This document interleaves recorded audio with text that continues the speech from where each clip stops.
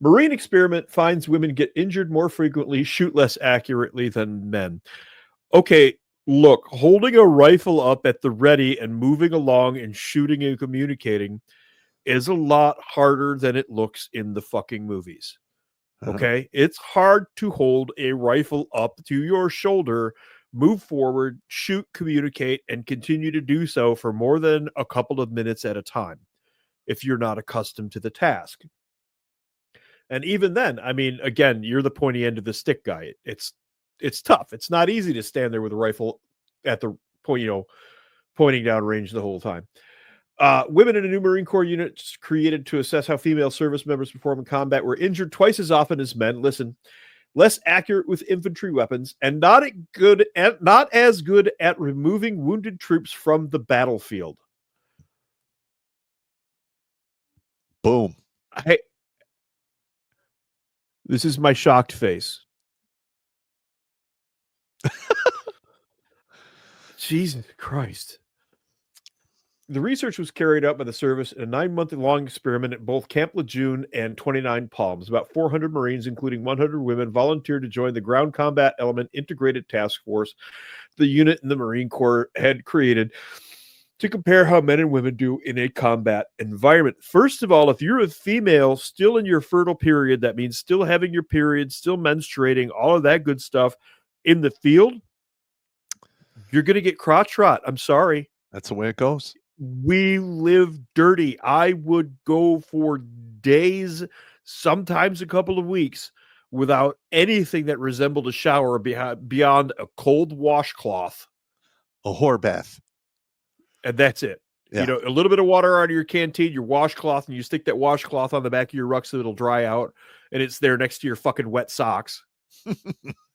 And then in the morning, rinse, lather, repeat. Maybe at night you might remember to wash behind your ears a little bit. The walking laundry line. I remember that. I did that so many times. Hey, always it's guys with socks on the back and a fucking t-shirt here and there. A t-shirt hanging off the back. Got no sleeves because they used to wipe their ass with. Yeah. Oh my God. People have no idea. When you are out in the field for an extended period of time, you're fucking. You are. It's a dirty fucking environment. That's quite nasty. That's going to get these girls hurt as much as anything else. The research was carried out by the service in a 9-month-long experiment. This unprecedented research across the services, says Marine Colonel Ann Weinberg, the Deputy Director of the Marine Corps Force Innovation Office. Okay, again, a woman doesn't need to be leading a Force Innovation Office for the Marine Corps. What we tried to get is what the individual's contribution to the collective unit. We all fight as units. We're more interested in how the Marine Corps fights as units and how the combat effectiveness is either advanced or degraded. I won't mention that colonel's last name again. The study, an executive summary of what was released Thursday, was carried out as all services prepare to submit recommendations to Defense Secretary Ashton B. Carter on whether any jobs should be kept closed to women. Any combat arms jobs should be closed to women. I'm sorry, ladies. Reality is what it is. Yep. In a landmark decision in January 2013, then Defense Secretary Leon Panetta rescinded a decades-old ban on women serving in combat jobs like infantry. A decades-old ban. It had always been there. But gave the services until this fall to research it. They did this study on the average every 7 fucking years since like the middle of Vietnam.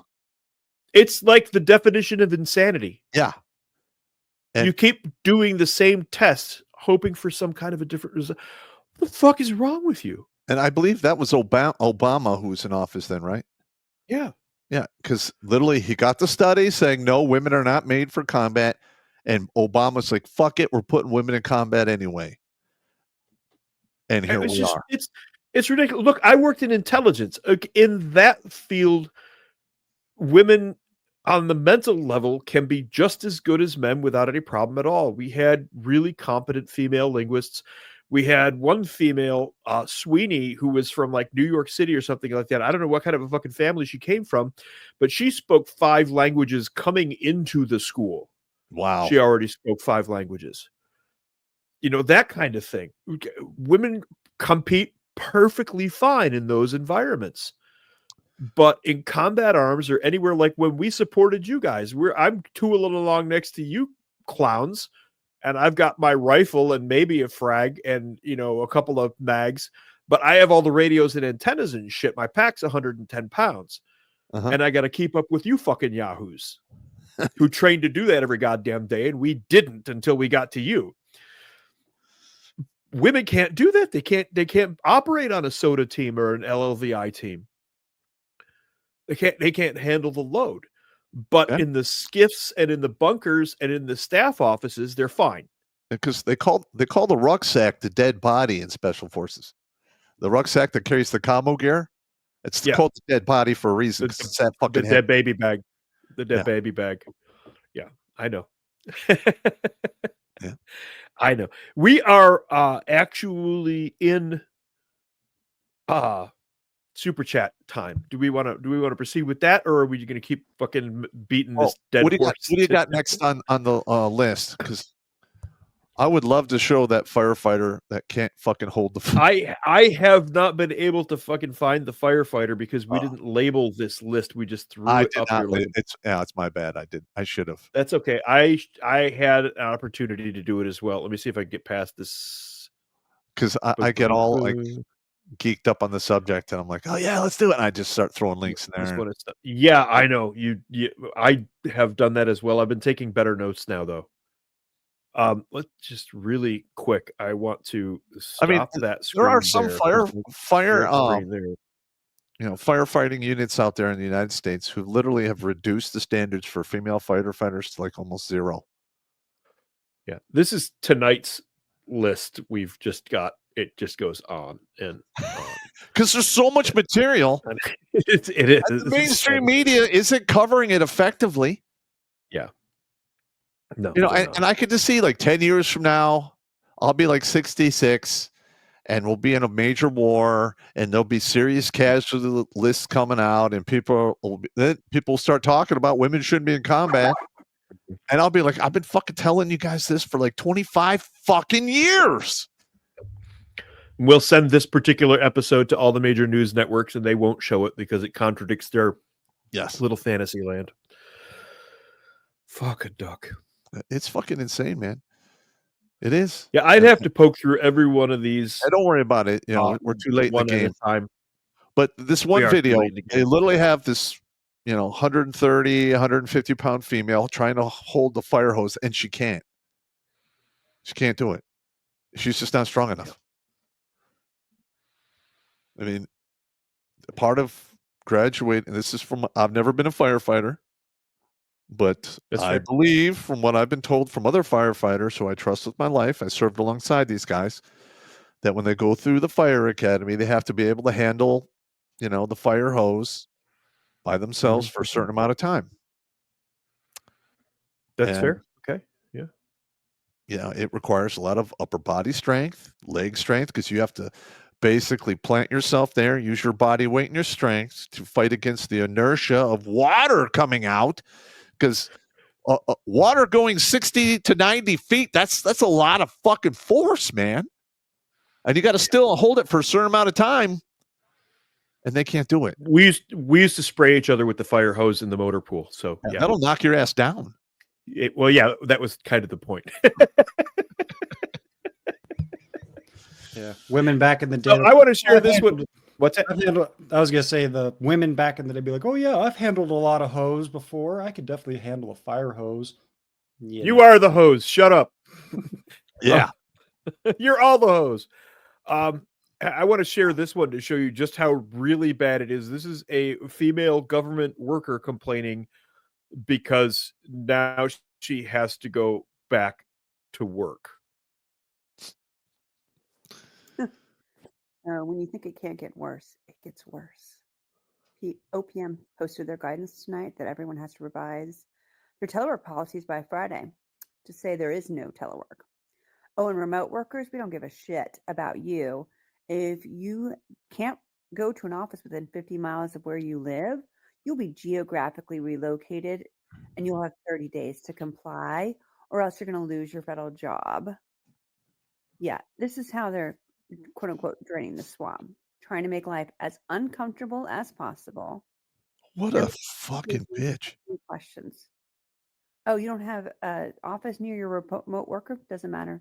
They got to move in 30 days. I don't know. I did that. That happens all the time in the Read army. the memo. It reads like a All the third time. grader wrote it. Damn it. I mean, it is bad. Bad. I've known lots of soldiers who literally are like, Yeah. oh, fuck, I'm getting PCS. I got to be there in like 6 weeks. No, fuck that. I told you the story about how I ended up in civil affairs. I got called in from an exercise. We're out in the fucking field, all the way to the brigade talk, or to the battalion talk, sent back to camp, saw the duty officer who told me the sergeant major wanted to see me, who yelled at me about having colonels call sergeants about anything at all, ever, for any fucking reason. What the fuck is wrong with you? Sergeant major respectfully, what the fuck are you talking about? Oh, some colonel at civil affairs called. You're reassigned. Pack your shit. You're leaving tomorrow morning. Great. It's 12 hours notice. Have a nice day. Hey, I sent you that link of the firefighter chick. It's only like, I think. Oh, you found it? Yeah, it's only Okay. 60 seconds long. But Okay. I mean, Yeah, we come can do on. that. I mean, this is exactly what we're talking about here. Yeah, this is. Hang on. Hey, wait for it. Okay. Oh, good. Oh, good. It went right to it. Turn that up there. I'm gonna come over here to this and Unfuck your life. I am unfucking myself. Stand by for unfucking. Here it is. Okay, we have unfucked. Pressing play.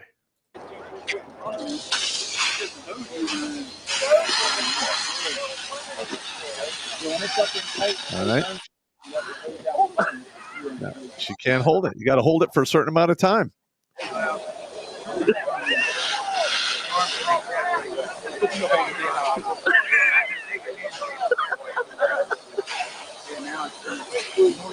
So that guy behind her is basically doing her job for her. He's just holding the hose.